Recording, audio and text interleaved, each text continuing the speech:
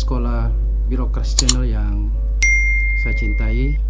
Jumpa lagi kita di dalam tema yang baru dan sangat aktual, yakni berkaitan dengan tantangan yang dihadapi ketika melaksanakan reformasi birokrasi dan beberapa solusi yang ditawarkan. Kita mulai dari data Dirjen ya, dari Irjen Kemendagri yang dikutip dalam Seminar Nasional Reformasi Birokrasi yang diselenggarakan 1 Desember 2021 yang mengungkapkan bahwa target RB khususnya terkait dengan indeks RB di akhir tahun 2024 yang di akhir periode Jokowi itu diharapkan kementerian lembaga tapi terutama pemerintah daerah itu rata-rata nilainya sudah B, di mana provinsi itu ditargetkan 85% atau sama dengan 29 provinsi, dan untuk pemerintahan kabupaten kota sudah sekitar 70% atau sama dengan 360 kabupaten kota. Dari capaian indeks RB di tahun 2019 dengan nilai B itu untuk kabupaten kota sebesar 41,70% atau 126 kabupaten kota, dan pada tahun 2020 nilai B mereka itu sebesar 31,8% atau 124. Sementara indeks RB dengan nilai B untuk provinsi di tahun 2019 sebanyak 88,40% atau 30 provinsi, dan di 220 di tahun 2020 di tahun 2020 sebesar 79,41% atau 27. Nah, data ini menunjukkan bahwa masih terjadi lambannya implementasi RB, di mana target yang dicanangkan belum bisa tercapai sesuai ekspektasi. Tentu pertanyaan penting yang harus dijawab adalah apa saja tantangannya sehingga target tersebut belum bisa dicapai dengan optimal. Tantangan yang dimaksud itu antara lain pertama terkait dengan rancangan RB yang ada, khususnya dilihat dari berbagai unsur-unsur yang harus dirubah beserta indikatornya yang saya nilai belum mampu menyesuaikan diri dengan cepat terhadap perubahan yang sedemikian masif dan sulit dikendalikan.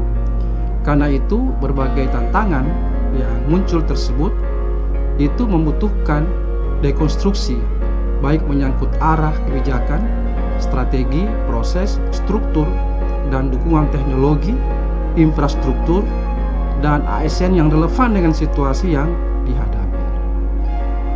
Tantangan yang kedua adalah pemahaman yang baik sampai ke hal yang bersifat teknis para pejabat pengambil kebijakan dan teknis yang menurut penilaian saya masih rendah, dan pengetahuan mengenai apa itu RB dan bagaimana pelaksanaannya ternyata hanya segelintir pihak yang mengetahui atau paling kurang tim yang dibentuk di masing-masing organisasi di pemerintah daerah. Yang ketiga adalah dukungan dan komitmen kepada daerah terhadap pelaksanaan RB yang belum masif. RB selama ini hanya dipandang sebagai kegiatan formal atau proyek dan bahkan sekedar hanya melaksanakan kewajiban kepada Kemenpan RB. Hal ini diperparah oleh masih kurangnya komitmen para kepala perangkat daerahnya. Yang keempat adalah kebijakan yang dibuat yang tidak berpihak kepada pelaksanaan RB, karena RB hanya menjadi tugas segelintir organisasi perangkat daerah, padahal penilaian pelaksana RB tidak mengecualikan perangkat daerah, karena tiba-tiba nanti akan disampel oleh Kemenpan RB sehingga harus siap semua. Yang kelima adalah desain, besaran, dan struktur organisasi yang ada di Pemda, baik di provinsi maupun kabupaten dan kota, justru mempersulit pelaksanaan RB karena terkait dengan persoalan lemahnya koordinasi antar perangkat daerah. Hambatan yang keenam adalah perangkat daerah yang semestinya menjadi mesin yang harus menggerakkan seluruh proses RB tidak sejalan dengan tujuan dan sasaran strategis RB.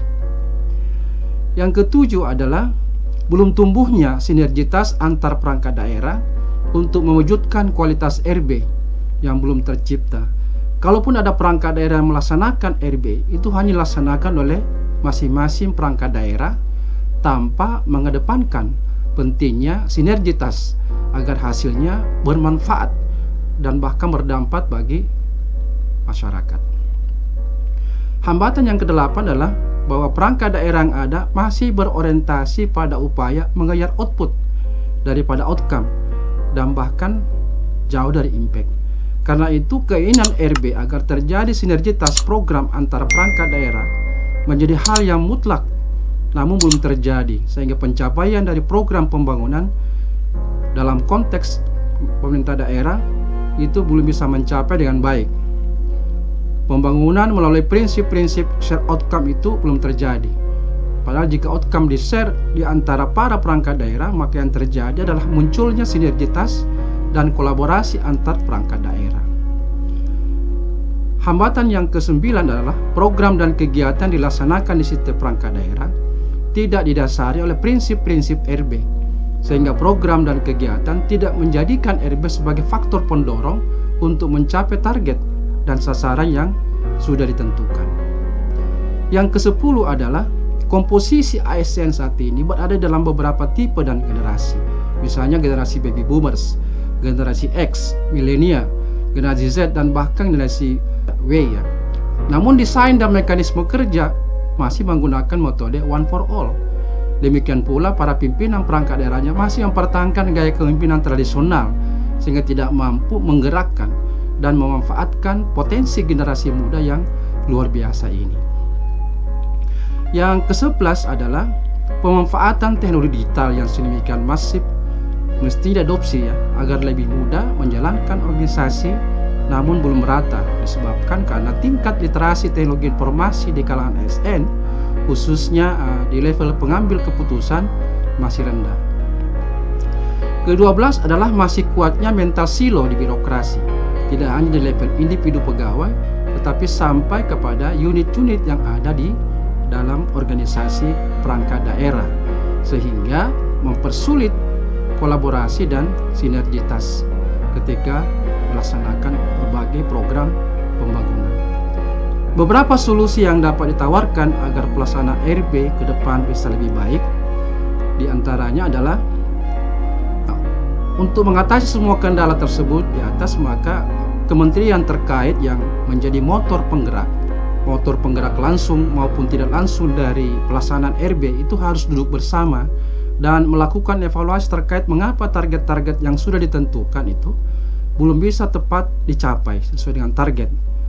Menko Polhukam sebagai kementerian yang mengkoordinir pelaksanaan RB harus mampu menjadi pengarah, mensinergikan berbagai kebijakan dan instrumen RB di lapangan melalui kementerian dan lembaga yang terlibat. Wakil Presiden selaku pengarah RB nasional seyogyanya menjadi institusi yang berfungsi selain mengarahkan juga sebagai evaluator atas kinerja kementerian maupun lembaga yang terlibat dan bertanggung jawab di dalam keberhasilan pelaksanaan RB.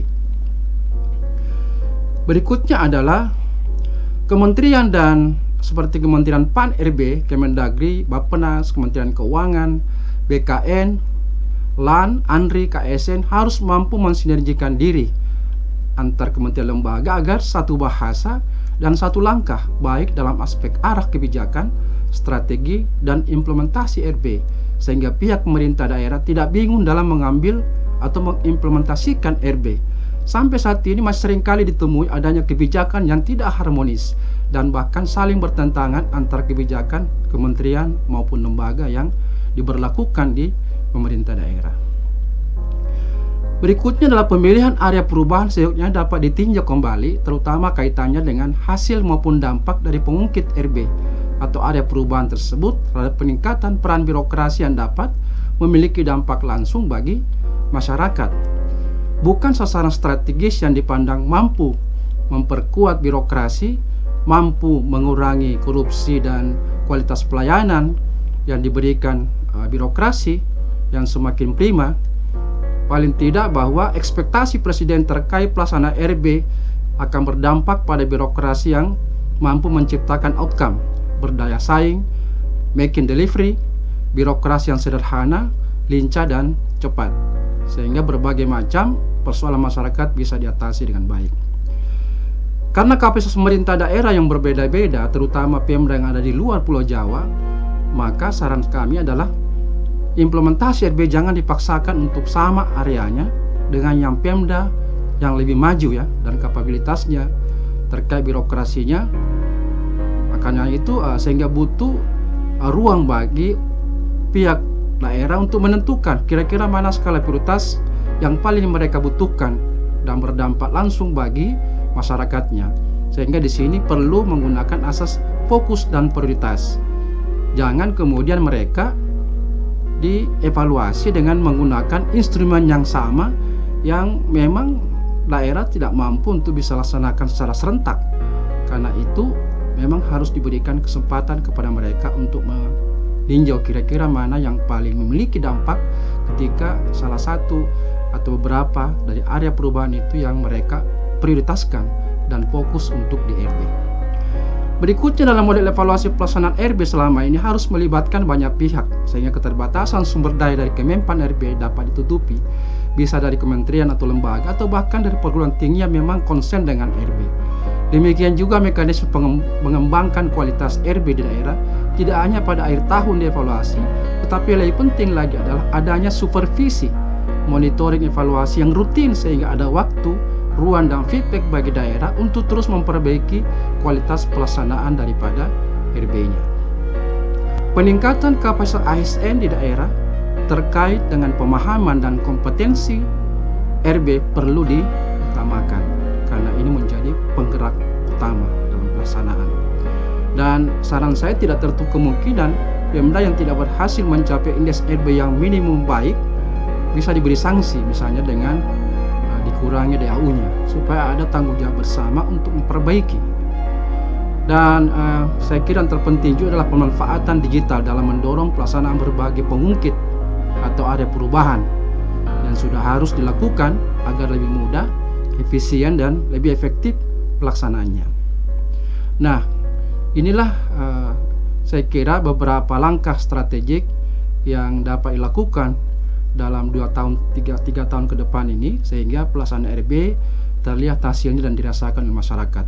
Mudah-mudahan apa yang saya sampaikan ini memberi manfaat bagi pemirsa dan sampai ketemu lagi dengan tema-tema yang baru. Salam reformasi birokrasi.